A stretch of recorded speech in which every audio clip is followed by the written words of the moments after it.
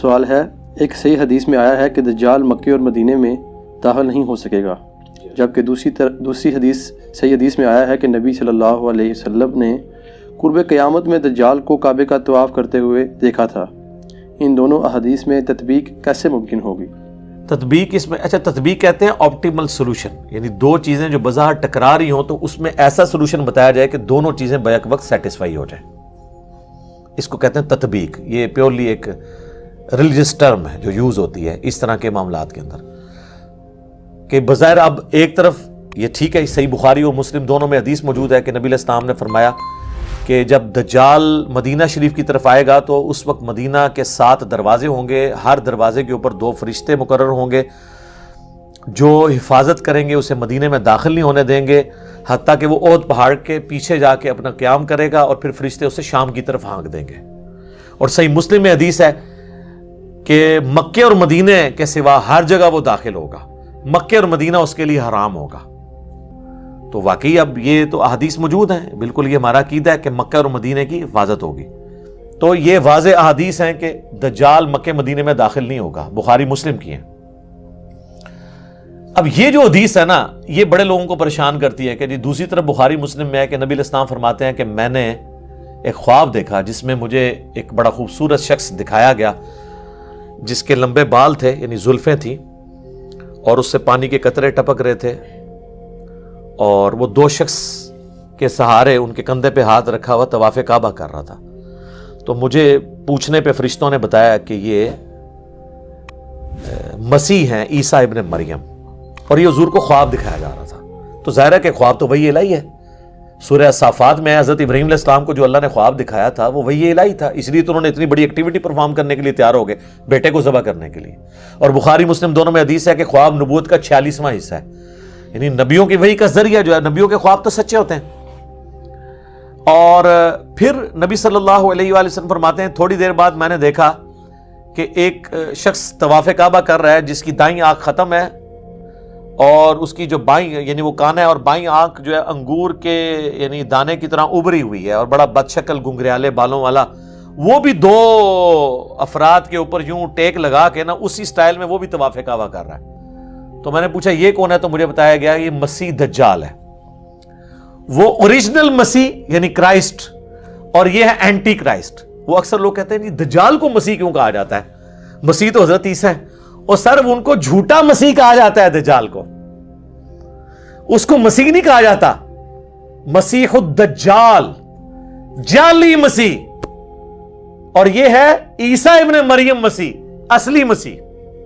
تو وہ مسیح نہیں ہے، وہ جھوٹا مسیحا ہے، کیونکہ یہودیوں کی کتابوں میں ہے کہ ایک مسیحا آئے گا بنی اسرائیل کے اندر۔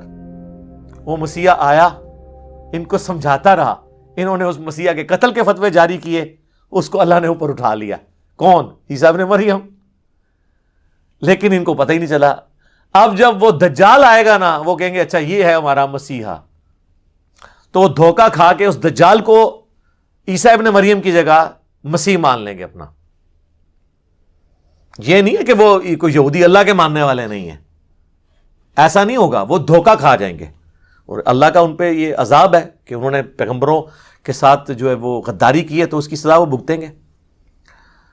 تو وہ نبی علیہ السلام کو بتایا گیا یہ مسیح دجال مسیح، دجل کہتے ہیں نا دھوکہ دینے والے کو، جعلی مسیح، اسی ہم انگلش میں اسے کہتے ہیں کرائسٹ، عیسیٰ ابن مریم کو اس کو کہتے ہیں اینٹی کرائسٹ۔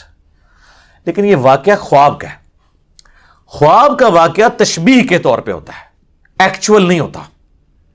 مثلا بخاری اور مسلم دونوں میں حدیث ہے، نبی علیہ السلام فرمایا میں نے خواب میں دیکھا کہ میرے ہاتھ میں 2 سونے کے کنگن ہیں، تو میں اس کی وجہ سے بڑا پریشان ہوا، پھر میں نے اس پہ پھونک ماری تو وہ غائب ہو گئے، اور اس کی تعبیر میں نے 2 جھوٹے پیغمبروں سے کی ہے جو ظاہر ہوں گے، اور وہ حضور کی زندگی میں ظاہر ہو گئے۔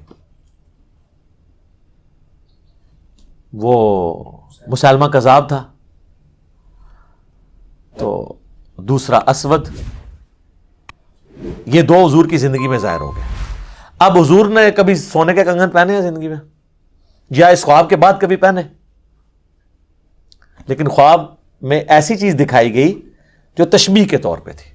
خواب ایک ڈپارٹمنٹ یہ الگ ہے،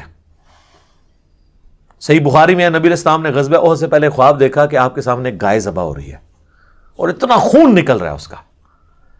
تو نبی علیہ السلام جو ہے نا گھبرا گئے. آپ کو پتہ چل گیا کہ میرے اصحاب اس میں شہید ہوں گے. 70 کے قریب صحابہ شہید ہوئے. مدینے کا کوئی گھر نہیں تھا جس میں میت نہ گئی ہو. تو ایک بہت بڑا لاس تھا حضور علیہ السلام کے لیے. واضح ایک فتح شکست میں بدل گئی. وہ چند تیر اندازوں کی حضور علیہ السلام کی نافرمانی کرنے کے سبب بعد میں اللہ نے معاف کر دیا. سورہ ال عمران میں پوری کمنٹری آئی. بہرحال اس میں نبی علیہ السلام نے اس گائے کے خون کی تشبیہ اس سے کی. یعنی اس طرح کے خواب میں بعض اوقات کوئی مناظر دکھائے جاتے ہیں. تو دجال والا جو منظر ہے یہ خواب کا, اس سے یہ ثابت نہیں ہوتا کہ دجال طواف کعبہ کر رہا ہوگا. یہ ثابت نہیں ہوتا. اور اگر کسی نے اس کو دھکے سے ثابت کرنا ہے تو وہ اپنی عقل کا علاج کروائے. حضور علیہ السلام کو تمثیل کے طور پہ دکھایا گیا. بعض نے ویسے یہ کہا کہ اس طواف سے مراد یہ ہے کہ وہ خانہ کعبے کے باہر یعنی مکے کے باہر گھوم رہا ہوگا اور کوشش کرے گا کعبے میں داخل ہونے کی. یہ بھی تعبیر ہو سکتی ہے لیکن یہ دور کی ہے, ضرورت ہی نہیں, خواب کی چیز ہے کوئی فزیکلی. بعض کہتے ہیں کہ یہ دجال اس وقت طواف کر رہا ہوگا جب ہی اس کا فتنہ ظاہر نہیں ہوا ہوگا. جب فتنہ ظاہر ہوگا پھر وہ داخل نہیں ہوگا. یہ دور کی تعویلات ہیں. میرے نزدیک سب سے بیسٹ تعویل, میں نے آپ کو اتنی مثالیں دی ہیں کہ خواب میں جو منظر دکھایا جاتا ہے ایگزیکٹلی وہ منظر نہیں ہوتا, وہ ایک تمثیل ہوتی ہے. تو حضور علیہ السلام کو بیسیکلی پہچان کرے گی کہ یہ جھوٹا مسیح جو ہے وہ اس شکل کا ہے, سچا مسیح اس شکل کا ہے. اور دونوں کو ایک ہی اینگل میں دکھایا گیا. وہ بھی 2 بندوں کے سہارے طواف کر رہے ہیں اور یہ بھی 2 بندوں کے کندھے پہ ہاتھ رکھ کے ایگزیکٹ اسی سین میں آپ کو یہ 2 چیزیں دکھائی گئی ہیں. تو لہٰذا یہ جو بعض لوگ سمجھتے ہیں کہ یہ احادیث میں تضاد ہے, تو احادیث میں تضاد موجود نہیں ہے. باقی وہ بعض لوگ کہتے ہیں وہ جساسہ والی حدیث کے اوپر کوئی ورڈکٹ دیں, ابن سیاد والی حدیث کے اوپر کوئی ورڈکٹ دیں. میرے بھائی دجال صرف ایک مسیح دجال ہی نہیں آنا. ابو داؤد ترمذی میں حدیث ہے کہ نبی علیہ السلام فرمایا قیامت اس وقت تک قائم نہیں ہوگی جب تک 30 جھوٹے دجال نہ پیدا ہو جائیں. تو دجال ایک سے زیادہ آنے ہیں. غلام احمد قادیانی بھی ان دجالوں میں سے ایک دجال ہے, کیونکہ اس میں ہے کہ ان میں سے ہر ایک دعویٰ کرے گا کہ میں اللہ کا پیغمبر ہوں. یہ دجال بھی پہلے پیغمبر ہونے کا دعویٰ کرے گا, پھر خدائی کا دعویٰ کر دے گا. بخاری مسلم میں یہاں تک آتا ہے اس کے حکم سے بارش برسے گی, وقتی طور پہ, آزمائش کے طور پہ زمین اگائے گی تاکہ جو بزرگوں کے ماننے والے ہیں وہ فوراً اس کو بزرگ مان لیں. اسی تو پھر بھی نہیں ماننا, سانو تو فرق نہیں پہنتا. اسی تو کہنے سانو دکھاؤ قرآن دی سی کتنے لکھا ہے کہ تو آنا ہے بھائی. وہ آتا ہے نا بخاری مسلم میں کہ ایک مومن کھڑا ہوگا اور وہ کہے گا تو دجال ہے. وہ کہے گا میں تجھے قتل کر کے 2 ٹکڑے کر کے تجھے زندہ کروں گا. اور وہ یوں کر بھی دے گا, اس کے 2 ٹکڑے کرے گا, اس کے درمیان چلے گا, پھر 2 ٹکڑے جوڑ کے زندہ کرے گا. وہ کہے گا دیکھ خدا یہ کام کر سکتا ہے نا, تو میں خدا ہوں. وہ کہے گا کہ تیرے اس عمل نے میرے ایمان میں اضافہ ہی کیا, مجھے تو حضور کی بات پہنچی تھی کہ وہ اس طرح کرے گا, اب تو میرے قتل پہ قادر نہیں ہو سکے گا. اس طریقے سے 2 ٹکڑے کرنے کے وہ کوشش کرے گا تو وہ تانبے کی بنا دی جائے گی اس کی گردن. پھر وہ غصے سے اس کو اٹھا کے اپنی جہنم میں پھینکے گا, لیکن وہ جنت میں پہنچ جائے گا. یعنی موت اس کو آ جائے گی. اور نبی صاحب فرمائے وہ اس زمانے کا سب سے بہترین شہید ہوگا, سید الشہداء ہوگا نا. جو المستدرک علاقے میں کہ سید الشہداء حمزہ ابن عبد المطلب ہے, یا وہ شخص بھی سید الشہداء ہے جو جابر حکمران کے سامنے کلمہ حق بلند کرے یہاں تک کہ اسے قتل کر دیا جائے. تو حسین ابن علی بھی سید الشہداء ہیں, اور وہ بھی مومن بھی سید الشہداء ہوگا جو دجال کے سامنے کھڑا ہوگا.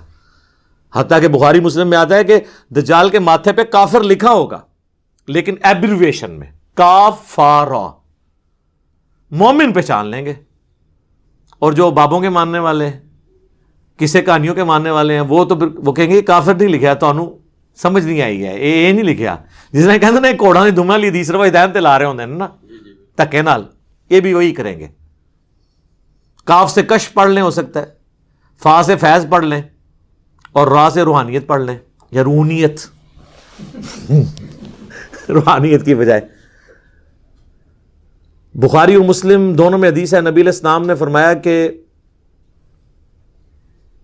حضرت آدم علیہ السلام سے لے کے سارے پیغمبر اپنی اپنی امتوں کو دجال کے فتنے سے آگاہ کرتے آئے ہیں. اور مسلم میں ایک حدیث ہے کہ قیامت تک جتنے فتنے آئیں گے حضرت آدم علیہ السلام سے لے کے, دجال سے بڑا کوئی فتنہ نہیں ہے. ٹھیک ہے, ظاہر ہے کہ اللہ کی طرف سے ایک آزمائش ہوگا, تو اللہ تعالیٰ ہمیں محفوظ رکھے اس فتنے سے. اور اس کے لیے بھی صحیح مسلم میں ہے کہ نبی علیہ السلام نے فرمایا کہ جو شخص سورۃ الکہف کی پہلی 10 آیات یاد کر لے گا, اور ایک دوسری حدیث میں مسلم کی آخری 10 آیات کا بھی ذکر ہے, بہرحال پہلی 10 آیات یاد کر لیں تو وہ اس کے دجال کے فتنے سے بچ جائے گا. تو یہ آیات کوشش کریں روزانہ, نہیں تو ہفتے میں ایک دفعہ تلاوت کر لیں تاکہ یاد رہیں. باقی یہ ویڈیو شیڈیو ریکارڈ کرانا ہے جی دجال نے کدوں آنا ہے, بھائی میں تو نہیں دجال نو کٹ سکتا, جدوں آئے گا دیکھی جائے گی. تو اور لوگ اس طرح کے ٹاپکس میں بڑا انٹرسٹ, قیامت کی نشانی ہے جی. قیامت کی سب سے بڑی نشانی آج سے 1400 سال پہلے ظاہر ہو چکی ہے, نبی علیہ السلام کی بعثت جی. قرآن میں ذکر ہے اقتربت الساعہ, قریب آ گئی قیامت. وانشق القمر, اور 2 ٹکڑے ہو گیا چاند. اور بخاری مسلم میں ہے کہ نبی علیہ السلام کے زمانے میں چاند 2 ٹکڑے ہوا, اللہ تعالیٰ نے یہ نشانی کے طور پہ دکھائی بات. پھر مسلم شریف کے الفاظ ہیں کہ میں اور قیامت اس طرح ساتھ بھیجے گئے جیسے یہ 2 انگلیاں, شہادت کی انگلی اور درمیان والی. یعنی اب میرے بعد کوئی نبی نہیں آئے گا, قیامت ہی آئے گی. ہزاروں انبیاء کی تاریخ میں آخری پیغمبر کا آنا اور پھر اس کے بعد قیامت آنا, تو پھر تو سر قیامت کی نشانیاں ظاہر ہو چکی ہوئی ہیں. باقی جو آپ قیامت کی نشانیاں ظاہر کرتے ہیں نا, کوئی الٹا کام ہو جائے تو کہتے ہیں قیامت کی نشانی ہے. پھر میں کہنا یہ ساری نشانیاں پاکستان ہی پوریاں ہو رہی ہیں.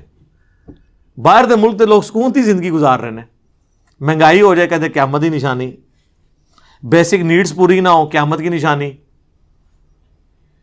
ہیومن سیکیورٹی نہ ہو کہتے ہیں قیامت کی نشانی. تو وہاں تو نشانیاں پھر ریورس ہو رہی ہیں. دبئی میں جائیں کوئی ڈاکہ مار کے بتائے, کوئی چوری کرے, 0 پہ کرائم ریٹ لے آئے ہیں وہ تو پھر لگتا ہے قیامت سے بہت دور جا رہے ہیں. اس طرح نہیں قیامت کی نشانی ہوتی. باقی آپ نے چسکے لینے کے لیے سننا ہے تو سنتے رہیں. اصل چیز یہ ہے کہ آپ آخرت کی تیاری کریں, ان چکروں میں نہ پڑیں. ٹھیک ہو گیا جی, جزاکم اللہ خیر.